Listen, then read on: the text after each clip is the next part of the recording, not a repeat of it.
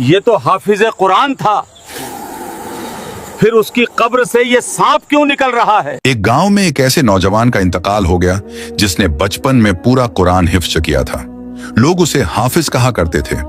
खबर फैलते ही पूरा गांव जनाजे में शामिल हो गया। हर तरफ गम और खामोशी छाई हुई थी। कब्र पहले ही खोदी जा चुकी थी।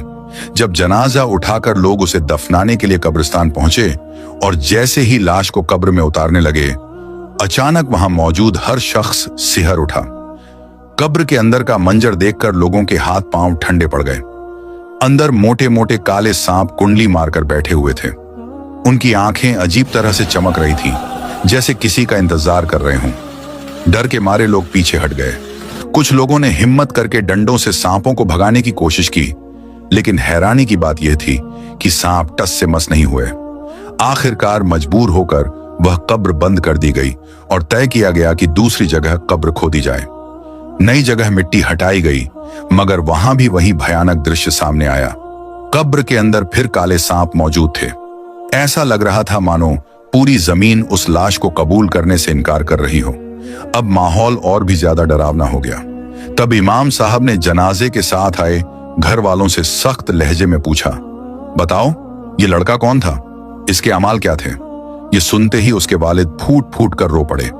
रोते हुए उन्होंने कहा, हजरत, लोग इसे हाफिज कहते थे, मगर सच्चाई यह है कि इसने कुरान को भुला दिया था। न नमाज पढ़ता था, न रोजा रखता था, सालों से कुरान को हाथ तक नहीं लगाया। नाम तो हाफिज का था, मगर जिंदगी दीन से खाली थी। इमाम साहब ने कुछ देर खामोशी के बाद तीसरी जगह कब्र खोदने का हुक्म दिया। जब वह कब्र खुली तो उसमें भी एक बड़ा काला सांप शांति से बैठा हुआ था। इमाम साहब ने कहा, अब इसी कब्र में दफन कर दो। जैसे ही जनाजा कब्र में रखा गया, वही सांप अचानक हरकत में आया और उस नौजवान के शरीर से लिपट गया। यह मंजर देखकर लोगों की चीख निकल गई। डर के मारे किसी की हिम्मत नहीं हुई कि आगे बढ़े। तुरंत कब्र बंद कर दी गई और लोग बदहवास हालत में अपने अपने घरों की तरफ भाग गए। उस रात इमाम साहब ने पूरे गांव को इकट्ठा कर नसीहत की।